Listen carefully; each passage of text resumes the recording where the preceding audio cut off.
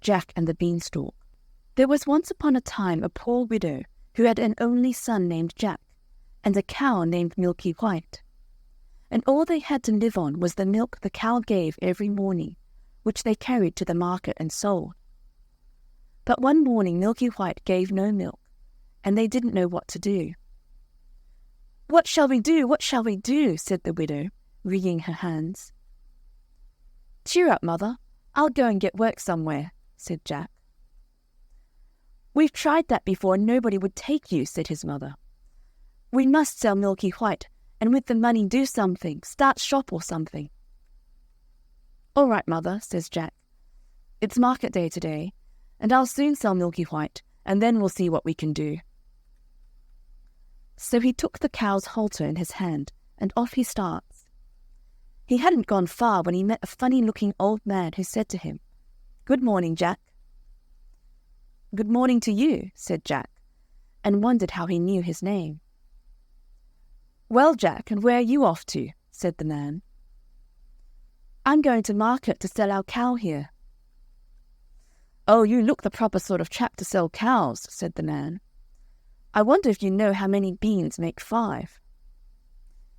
"2 in each hand and 1 in your mouth," says Jack, as sharp as a needle. "Right you are," said the man.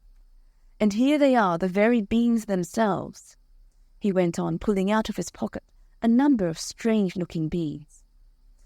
"As you are so sharp," says he, "I don't mind doing a swap with you, your cow, for these beans." "Walker," says Jack, "wouldn't you like it?" "Ah, you don't know what these beans are," said the man. "If you plant them overnight, by morning they grow right up to the sky." "Really?" says Jack. "You don't say so." "Yes, that is so, and if it doesn't turn out to be true, you can have your cow back." "Right," says Jack, and hands him over Milky White's halter and pockets the beans. Back goes Jack home, and as he hadn't gone very far, it wasn't dusk by the time he got to his door. "What, back, Jack?" said his mother. "I see you haven't got Milky White, so you've sold her. How much did you get for her?" "You'll never guess, mother," says Jack. "No, you don't say so. Good boy. 5 pounds? 10? 15? No, it can't be 20. "I told you couldn't guess. What do you say to these beans? They're magical. Plant them overnight and—" "What?" says Jack's mother. "Have you been such a fool, such a dolt, such an idiot, as to give away my Milky White, the best milker in the parish, and prime beef to boot, for a set of paltry beans? Take that, take that, take that, and as for your precious beans, here they go out of the window. And now off with you to bed. Not a sup shall you drink, and not a bit shall you swallow this very night." So Jack went upstairs to his little room in the attic, and sad and sorry he was, to be sure, as much for his mother's sake as for the loss of his supper. At last he dropped off to sleep. When he woke up, the room looked so funny. The sun was shining into part of it, and yet all the rest was quite dark and shady. So Jack jumped up and dressed himself and went to the window. And what do you think he saw? Why, the beans his mother had thrown out of the window into the garden had sprung up into a big beanstalk, which went up and up and up till it reached the sky. So the man spoke truth after all. The beanstalk grew up quite close past Jack's window, so all he had to do was to open it and give a jump onto the beanstalk, which was made like a big plaited ladder. So Jack climbed and he climbed and he climbed and he climbed and he climbed and he climbed and he climbed, till at last he reached the sky. And when he got there, he found a long, broad road going as straight as a dart. So he walked along and he walked along and he walked along till he came to a great big tall house, and on the doorstep there was a great big tall woman.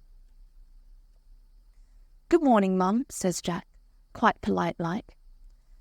"Should you be so kind as to give me some breakfast?" For he hadn't had anything to eat, the night before, and was as hungry as a hunter. "It's breakfast you want, is it?" says the great big tall woman, It's breakfast you'll be if you don't move off from here. My man is an ogre, and there's nothing he likes better than boys broiled on toast. You'd better be moving on, or he'll soon be coming." "Oh, please, Mum, do give me something to eat, Mum. I've had nothing to eat since yesterday morning, really and truly, Mum," says Jack. "I may as well be broiled as die of hunger." Well, the ogre's wife wasn't such a bad sort after all. So she took Jack into the kitchen and gave him a junk of bread and cheese and a jug of milk. But Jack hadn't half finished these when, thump, thump, thump, the whole house began to tremble with the noise of someone coming. "Goodness gracious me, it's my old man," said the ogre's wife. "What on earth shall I do? Here, come quick and jump in here." And she bundled Jack into the oven just as the ogre came in. He was a big one, to be sure. At his belt he had 3 calves strung up by the heels, and he unhooked them and threw them down on the table and said, "Here, wife, broil me a couple of these for breakfast." "Ah, what's this I smell?" "Fee, fi, fo, fum. I smell the blood of an Englishman. Be he alive or be he dead, I'll have his bones to grind my bread." "Nonsense, dear," said his wife. "You're dreaming. Or perhaps you smell the scraps of that little boy you liked so much for yesterday's dinner. Here, go you and have a wash and tidy up, and by the time you come back your breakfast will be ready for you." So the ogre went off, and Jack was just going to jump out of the oven and run off when the woman told him not. "Wait till he's asleep," says she. "He always has a snooze after breakfast." Well, the ogre had his breakfast, and after that he goes to a big chest and takes out of it a couple of bags of gold and sits down counting them, till at last his head began to nod, and he began to snore till the whole house shook again. Then Jack crept out on tiptoe from his oven, and as he was passing the ogre, he took one of the bags of gold under his arm, and off he pelters till he came to the beanstalk. And then he threw down the bag of gold, which of course fell into his mother's garden. And then he climbed down, till at last he got home and told his mother and showed her the gold and said, "Well, mother, wasn't I right about the beans? They are really magical, you see." So they lived on the bag of gold for some time, but at last they came to the end of that, so Jack made up his mind to try his luck once more up at the top of the beanstalk. So one fine morning he got up early and got onto the beanstalk, and he climbed and he climbed, and he climbed and he climbed, and he climbed and he climbed, till at last he had got on the road again and came to the great big tall house he had been to before. There, sure enough, was the great big tall woman a-standing on the doorstep. "Good morning, Mum," says Jack, as bold as brass. "Could you be so good as to give me something to eat?" "Go away, my boy," said the big tall woman, "or else my man will eat you up for breakfast. But aren't you the youngster who came here once before? Do you know that very day my man missed one of his bags of gold?" "That's strange, Mum," says Jack. "I dare say I could tell you something about that, but I'm so hungry I can't speak till I've had something to eat." Well, the big tall woman was that curious that she took him in and gave him something to eat. But he had scarcely began munching it, as slowly as he could, when, thump, thump, thump, they heard the giant's footstep, and his wife hid Jack away in the oven. All happened as it did before. In came the ogre as he did before, said, "Fee, fi, fo, fum," and had his breakfast of 3 broiled oxen.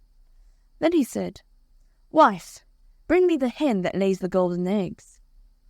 So she brought it, and the ogre said, "Lay," and it laid an egg all of gold. And then the ogre began to nod his head, and to snore till the house shook.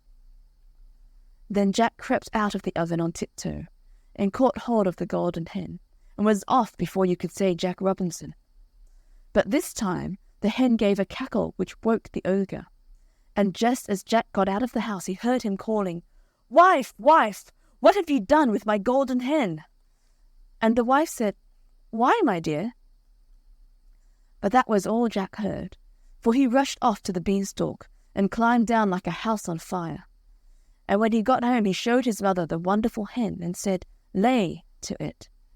And it laid a golden egg every time he said lay. Well, Jack was not content, and it wasn't very long before he determined to have another try at his luck up there at the top of the beanstalk. So one fine morning he got up early and went on to the beanstalk. And he climbed and he climbed, and he climbed and he climbed, till he got to the top. But this time he knew better than to go straight to the ogre's house. And when he got near it, he waited behind a bush, till he saw the ogre's wife come out with a pail to get some water. And then he crept into the house and got into the copper. He hadn't been there long when he heard thump, thump, thump, as before, and in come the ogre and his wife. "Fee, fi, fo, fum, I smell the blood of an Englishman," cried out the ogre. "I smell him, wife, I smell him." "Do you, my dearie?" says the ogre's wife. "Then if it's that little rogue that stole your gold and the hen that laid the golden eggs, he's sure to have got into the oven." And they both rushed to the oven. But Jack wasn't there, luckily. And the ogre's wife said, "There you are again with your fee, fi, fo, fum. Why, of course, it's the laddie you caught last night that I've broiled for your breakfast. How forgetful I am, and how careless you are not to tell the difference between a live one and a dead one." So the ogre sat down to the breakfast and ate it. But every now and then he would mutter, "Well, I could have sworn." And he'd get up and search the larder and the cupboards and everything. Only luckily he didn't think of the copper. After breakfast was over, the ogre called out, "Wife, wife, bring me my golden harp." So she brought it and put it on the table before him. Then he said, "Sing." And the golden harp sang most beautifully, and it went on singing till the ogre fell asleep and commenced to snore like thunder. Then Jack lifted up the copper lid very quietly and got down like a mouse and crept on hands and knees till he got to the table, when he got up and caught hold of the golden harp and dashed with it towards the door. But the harp called out quite loud, "Master, master!" And the ogre woke up just in time to see Jack running off with his harp.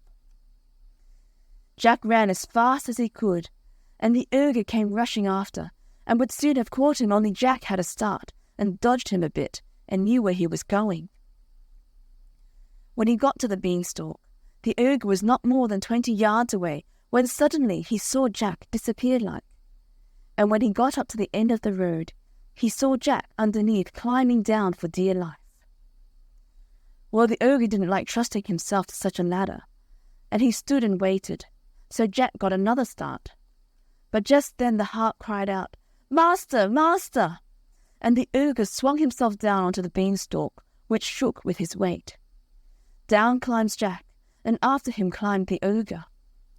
By this time, Jack had climbed down and climbed down and climbed down till he was very nearly home. So he called out, "Mother, mother, bring me an axe, bring me an axe." And his mother came rushing out with the axe in her hand. But when she came to the beanstalk, she stood stock still with fright, for there she saw the ogre just coming down below the clouds. But Jack jumped down and got hold of the axe and gave a chop at the beanstalk, which cut it half in two. The ogre felt the beanstalk shake and quiver, so he stopped to see what was the matter.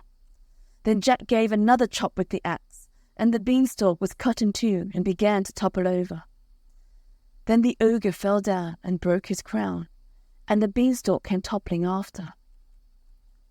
Then Jack showed his mother his golden harp, and what with showing that and selling the golden eggs, Jack and his mother became very rich, and he married a great princess, and they lived happy ever after.